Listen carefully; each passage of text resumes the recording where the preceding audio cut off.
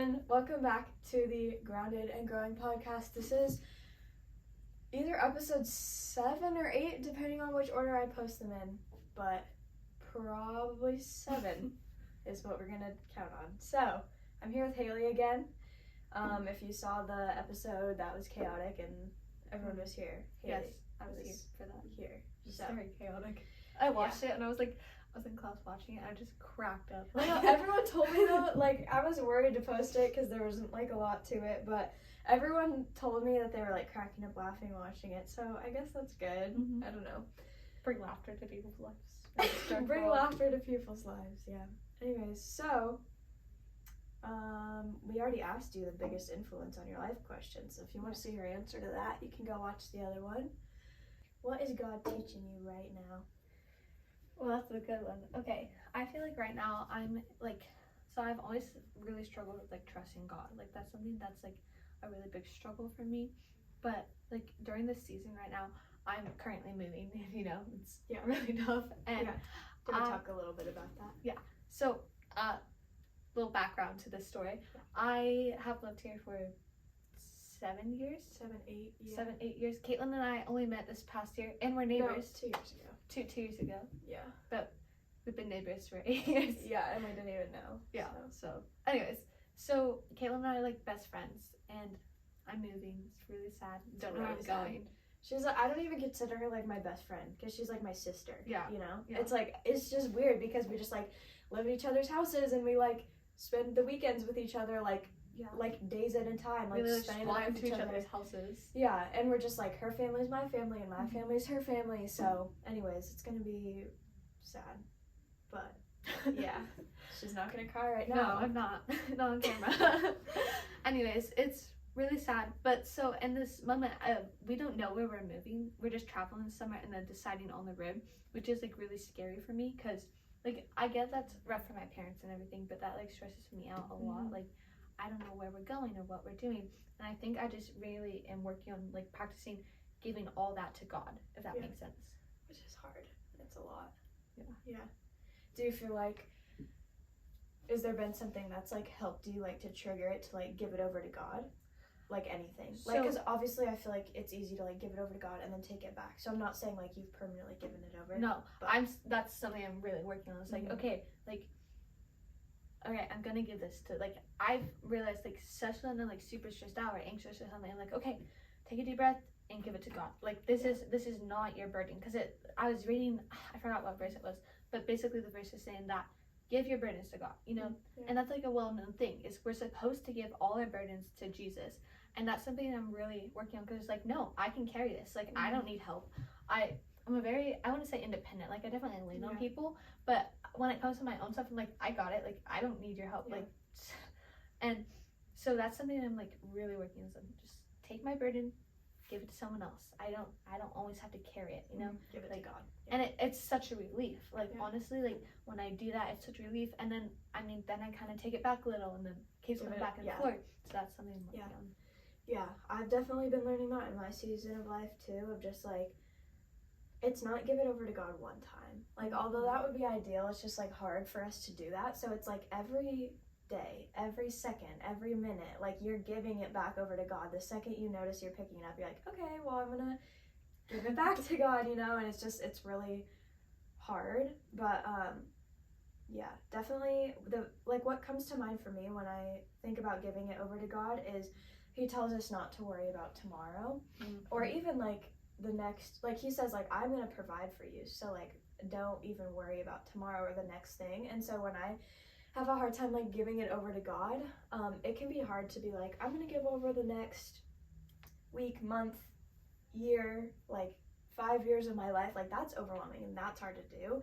Obviously that's the goal, but I would say something that I've learned is if you're having a hard time giving it over, just be right where you're at and let God take care of every second after that. So just be I'm gonna focus on where I'm at right now, what we're doing right now. I'm, it's easy even while we're doing this to have thoughts somewhere else of worrying about other things, but it's that's not really where God has us right now, and God wants to use us right here, right now. So I think that can be a good place to start, is just grounding yourself where you're at, grounded and growing, and letting God move you into the growing without forcing that. So Totally agree with everything you just said. okay, one other thing that actually Brianna has told me before, and that's the episode that was up before this. So if you want to meet Brianna, listen to the episode before this. Go watch it. But she has told me in my moments of breakdowns, if you don't want to give it to God, pray for the want to give it to God. That's good. Because like there's times when you're like, I don't even want to give this to God. So it's like, what do you do in that moment? You know, and just praying like, Lord, I pray that you give me the want to like give this to you, you know? And it's crazy for me, like the first time she told me that was back in September when I was going through some stuff. And so when she told me that, I just like prayed. I was like, Lord, I pray for the want to give this over to you. And like 5 minutes, I was like, okay, I want to give it over. Like, it's not always going to happen like that. You know, sometimes it could take weeks or months or years to be able to give it over. But like, it was just crazy when I was like, okay, Lord, I'm going to let you take this and like pray for the want, you know? It just like changed a lot for me. So I think that could be a good starting place too. Do you have anything that has helped you like give it over or just... I think I'm still learning how to do that, you know? Like, I haven't really found it yet. So I'm just praying about that, and that's another thing I'm really working on is praying. Like, there'll be, like, times I'll just go without praying. It's not, like, on purpose or something. Like, sometimes I think praying and talking to God can be the same thing in a way, you know? And I feel like through my day, I'm like, okay, Lord, I need help with this. Lord, I need help with that. And that's something I'm really trying to work on, is because I'm always asking the Lord for help, you know? But I'm never thanking him for what he's already given me.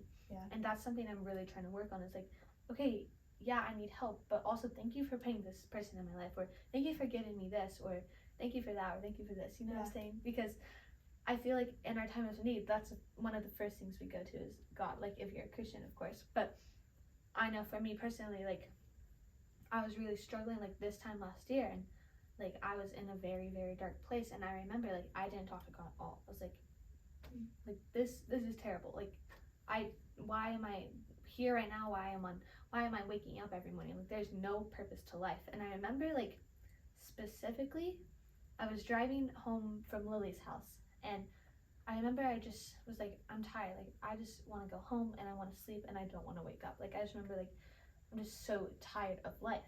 And I was like talking to God. I was like, I'm just gonna talk to him.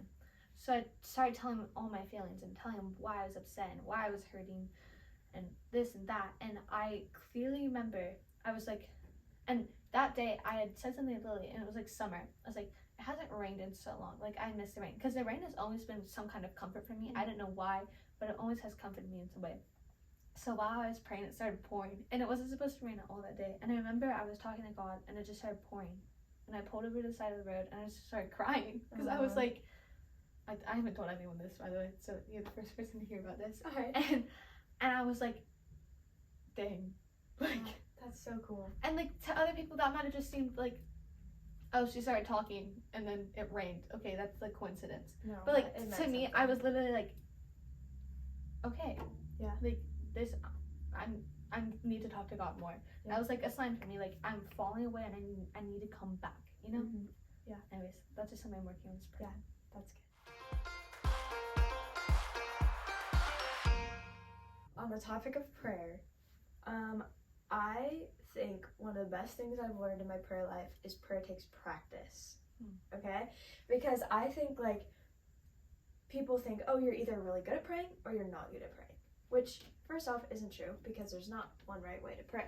But in my experience, I used to have a really hard time praying and just like not knowing what to say, or I would just like say the same things every time, like I had a recited prayer, you know? And what I had to learn is, even when you're like, I'm having a hard time praying, literally praying that. Like, hey God, I'm having a really hard time praying right now, so I'm just gonna sit here in your silence and like, just speak to me, you know? And most times when you start with that, then you'll start just like talking, you know, and you'll like get it out.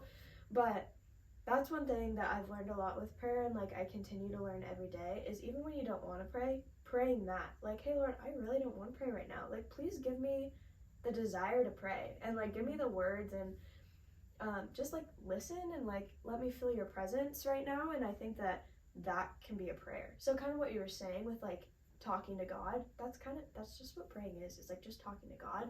And so if you're thinking something and you think, oh, I shouldn't pray that, well, why not? Yeah, you're just talking to God. So whatever you're thinking, just tell God, and that's gonna help you process. And I think that's something, like, especially in our generation right now, that's like something people are like, why would I like talk to something that I can't see or hear or feel or whatever. But like literally, you may not be able to feel it, but trust me, God is right there next to you. He's holding your hand and walking with you on the way. And that's something like I've definitely like had to work on over the years, is like there's somebody there listening. Like, I mean, you know that creepy Santa Claus song? He's always watching and listening, blah blah blah. Yes. That's literally what I think about sometimes. Because I'm like, that's literally God. Like, He's always watching over us and always listening to us and always holding our hand along the way, even though we can't feel Him. He's there, and that's something in our generation. It's like, I feel like I can't think of the word, but it's like something that we can't accept. Like, it's something that we're like, oh, we can't talk to God. We have to pray a certain way or pray. There is no certain way to pray. Yeah, I got you. Pray. Yeah. And that is something I think is really important for people to hear, is there is no certain way to pray. Yeah, and it is just talking to God, you know, just pouring out whatever you're thinking, whatever you're feeling, even if you're like, God doesn't want to hear this, praying that. Like, literally just praying whatever's on your heart. So, yeah, I think that's really good. And prayer, like I said, takes practice and takes discipline almost to, like, every day be like, even though I don't really know what to pray, I'm just going to try and just talk to God. And, like, yeah, I think it's definitely something to grow in and always growing in. I was going to say something about not feeling God. Okay, so this is kind of part of my testimony, but when I was in gymnastics, I did competitive gymnastics for a long time. I had a pretty distinct like position on the team. Like, we didn't have like a team leader, but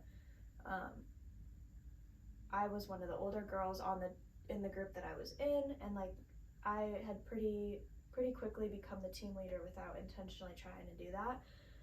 And so a lot of the girls would like look to me for advice and for help, and like that kind of became my position on the team. And they were all Christians, and so it wasn't just gymnastics advice, a lot of it was faith stuff too and life things. And so I always felt God using me, and I felt God putting the words into my mouth and into my heart and my spirit and my mind to like speak these things over these girls and like tell them things. And it was like most of the time like just what they needed to hear, and it was so weird because it wasn't me, it was God using me.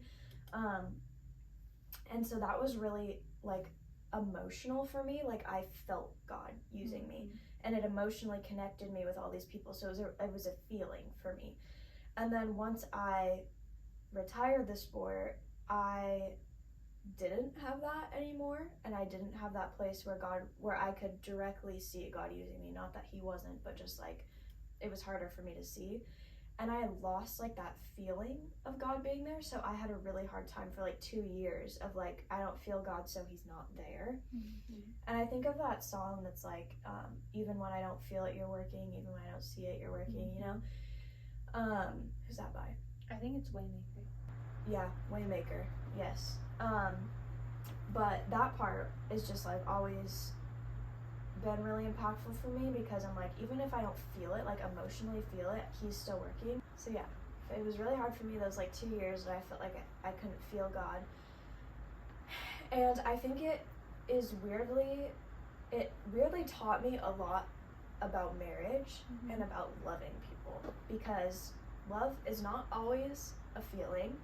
And so that whole season just taught me a lot about how we're called to love people, because even if you don't feel like you don't have a feeling of love, like that has faded. Like in marriage, you know, that feeling, those like warm, excited feelings, like those sometimes fade. Most of the time those fade, you know? It's like very common for it. Yeah, but you still have to choose to show up in love every day. And so I think that was a like picture for me, like just in any relationship, not just like a romantic relationship, but like when God gives me the feeling that He's there, that's awesome. And that means that I show up and love him. And when that feeling isn't there, that still means I show up and love him just how he's showing up and loving me, even when I don't see it, even when I don't feel it, you know? So I think that was a big lesson for me in my relationships, just like what love looks like. But also it was really hard, few years, you know? And going through that at like 14 to like 16, like that's a lot, you know? So yeah, I definitely think even in the times when you don't feel it, when you don't see it, just remember that he's showing up.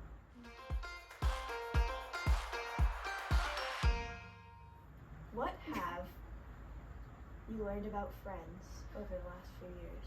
Whew, okay, this is a great question actually. Okay, so one of the things that I definitely like have to come to like a conclusion of is that some people are only there for a little bit, and that's okay. Like, it's okay that they're there for only a little bit. And I think everybody comes in your life at a certain time for a certain reason. Like, I definitely believe that. As you know, I've had a friend that really hurt me and really hurt all my friends around me, and my family was not a good person at all, but he taught me a lesson that was really hard for me to learn, was that you also have to be careful about who you talk to. And I'm not saying, oh my gosh, don't talk to them, like they're scary or mean or whatever. But like, I think friends come in your life for a purpose. Maybe that just maybe song. It's either for just maybe for a season or even a reason. Like, I literally live by that. Yeah. Because I'm like, okay, that's so true. Like, they could only be there for a season, or maybe they're sick for a reason. Like, I 100% believe I met you at the time I needed you. Because if you remember, we were both going through really hard times, and we met each other, and we really helped each other through that, I think.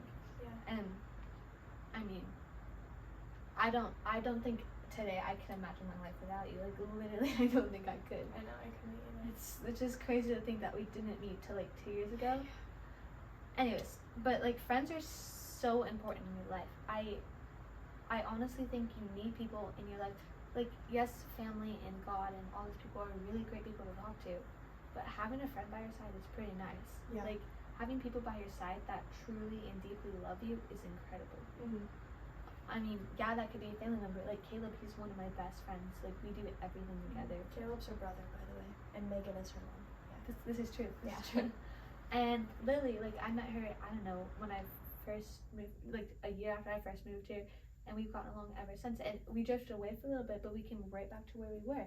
And Ella, I mean, she's 2 years younger than me, but she's one of my best friends. You know, like, all these people are in your life for a reason. And I mean, I met Johnny and Sammy.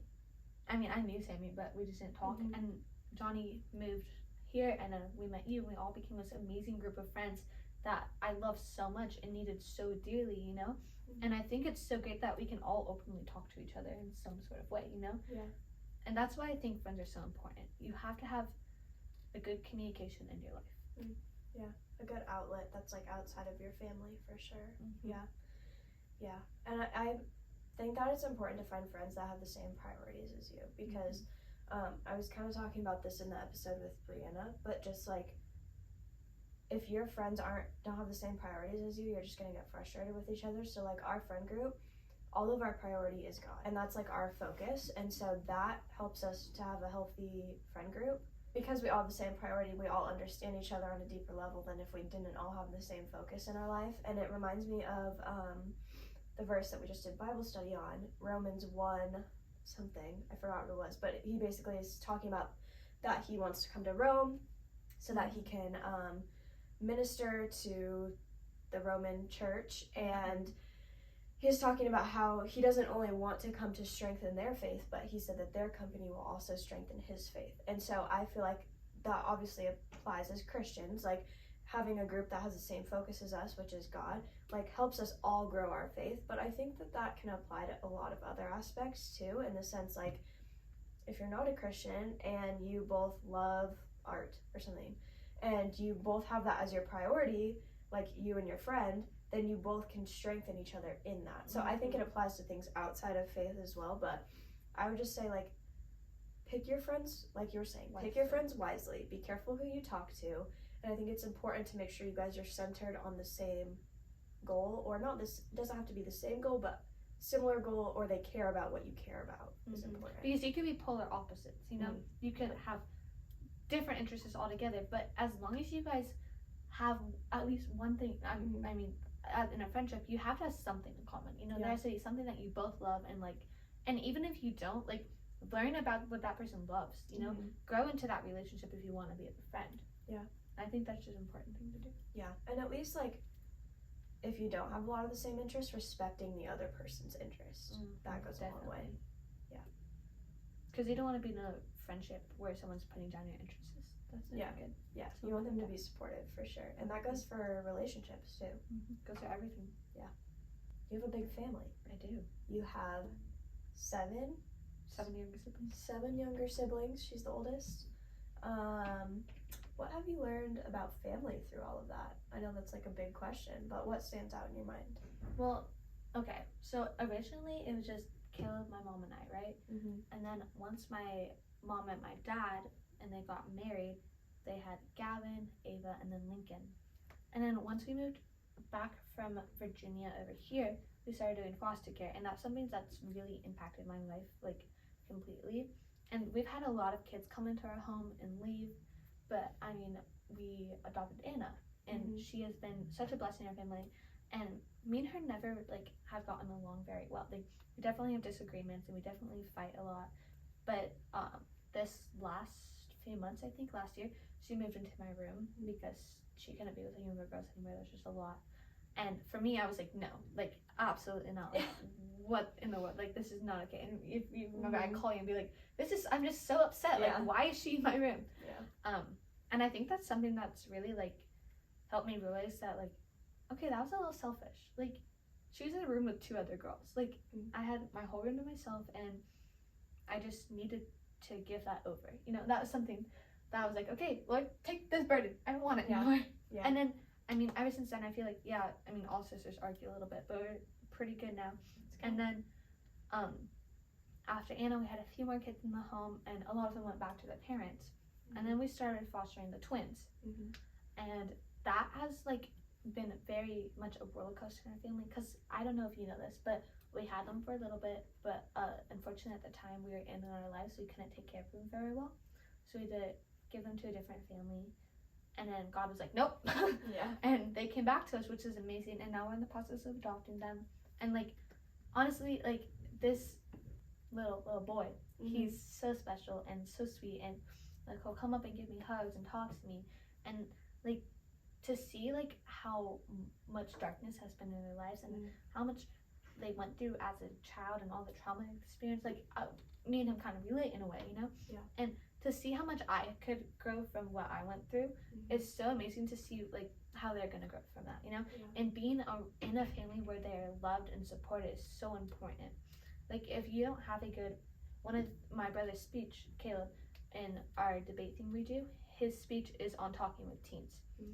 Or even that communication with your family is so important, because if you don't have any clear communication, then there's nothing there. And that's something like I've definitely trying to work on with my family's communication more, because I don't know, when I get upset or angry, I kind of shut everyone out. That just I just do. And so I'm like trying to work on that more and be more open to talking to people and stuff. So like, communication with your parents is super important, because if they don't know what's going on in your lives, you don't know what's going on in theirs. You don't know what they're thinking, and then you guys just clash a lot, and there's arguments, and there's no clear way of communicating. And I think that's like the key thing of being a family is communication is key in all relationships, really.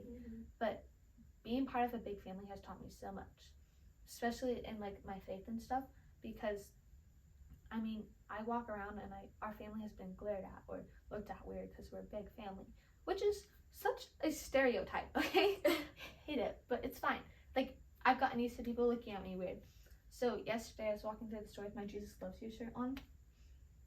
Like, I had a lot of mean people. Like, I had people glare at me, people like look at me weird, or like, there's a lot of mean people. But then later in that day, I walked into this lady in the mall. I was waiting for my Jamba, you know, of course. And she came up to me, she's like, I love your shirt. We need more people like you in the world spreading this joy. And she literally told me her whole life story and how God saved her. That's and I was like, amazing. So it's worth it for that one person. yeah, it's worth to go through all this stuff for that one person. Having a big family could help a mom, a single mom. Maybe she's like, okay, there's more to this. Yeah. There's more to this life. Or maybe people who weren't really sure about having kids see our family like, I want children. You know, like it's and the kids that you adopt too, like that makes such a big difference for them too. It's worth all the looks and all the glares in the end, you know, like in the end the most important thing is in your family is to glorify the Lord. Yeah. If that answers your question. Yes, that does. That's good. I have one more question for you. Okay. So, one thing that I feel like God has taught me is the importance of having people and things in your life that fill you spiritually, because like you were saying, you need friends to encourage you. It's kind of, I feel like the same thing in your walk with Jesus is like just having you in your walk with Jesus, like that's great and you can totally do that, but it's so helpful to have people and things like filling you spiritually. In your life, who would you say are those people that fill you spiritually and the things that you maybe do or like have in your routine that help you? Okay, definitely my parents. Like definitely like people I really look up to and people I really try to learn from. I was gonna say like her parents are people for me too that I feel like fill me spiritually. So and definitely you. Like I feel like if I like am struggling with something I'm reading or need help with something or prayer, I literally like call you and you're like, yeah, totally, like let me help you here, or text you and you're like, yeah, what's going on, like let me read that or something. Like I feel like you are definitely a person I'm like, okay, let me come talk to you. Emma, she was on the podcast. That if you don't know, Emma lived with me for 4 months, and like I definitely go to like ask her questions. I'm like, okay, I don't understand this, or I'm struggling with this, and she's definitely a person I really look up to and a person I love talking to.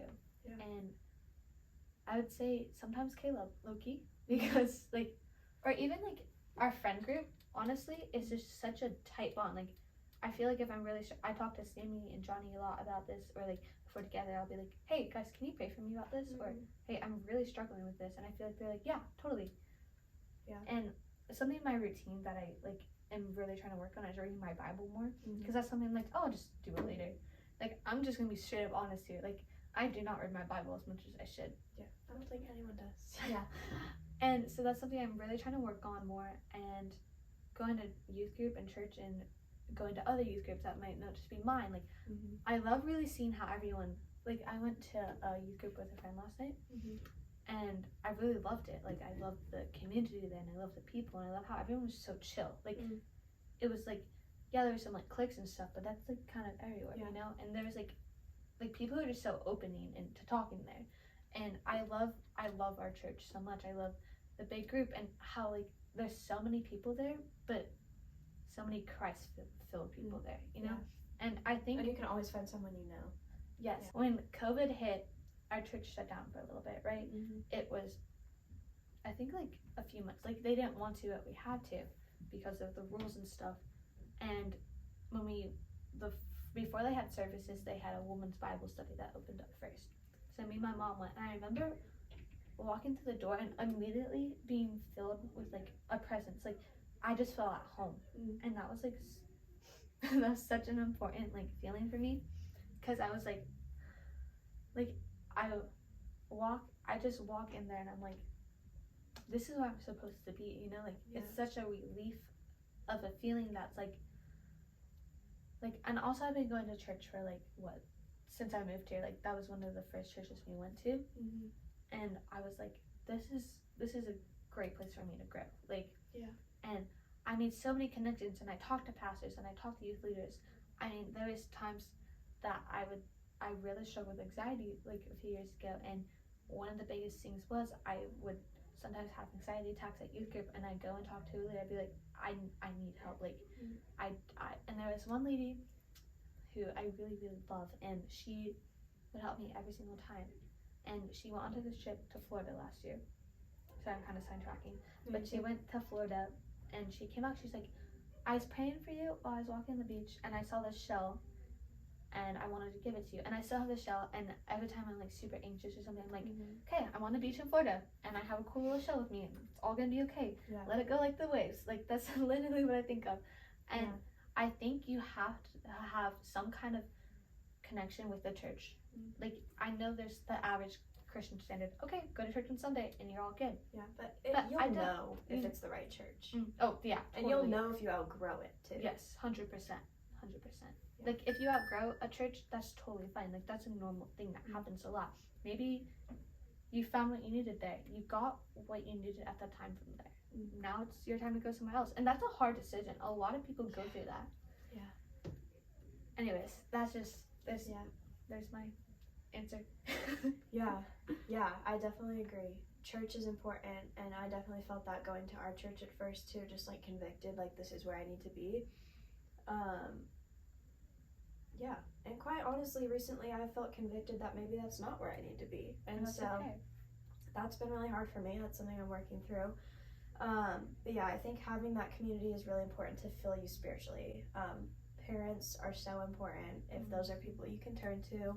Yeah. I was just thinking of the people that fill me spiritually is your mom, for sure.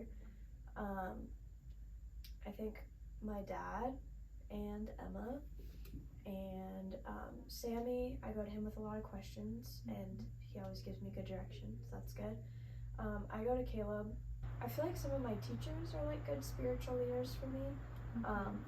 Like one or two of them are good, but yeah, I think it's ultimately really important to have a group, a community surrounding you that will pour into you spiritually, and that you know, like, if I go to you and say, hey, can you pray for this? I know you're going to pray for me, you know, because it's a big thing. Like, oh, can you pray for me? Yeah. Yeah, and then forget. Yeah, that's really important. That's definitely something, too. So sometimes I do forget. I'm like, yeah, I'll do it later. Yeah. I, like, see that someone texts me, hey, can you pray for my friend of this? I do it immediately. Like, I'm like, okay, yeah, sure. Like, it's not that hard.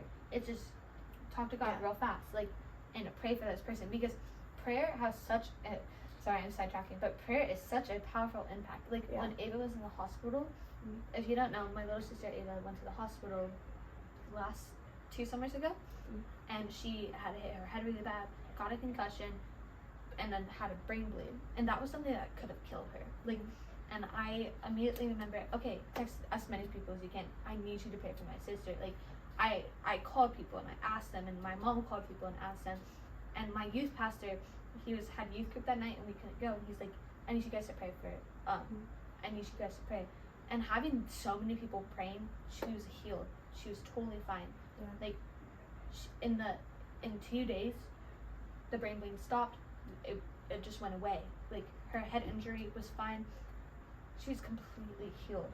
And I'm not saying, like, okay, that's something that I have to be careful of saying, that it's because, yes, prayer is such a powerful impact, but we have to realize that sometimes it might not always work, and that's just because it's not that it doesn't work.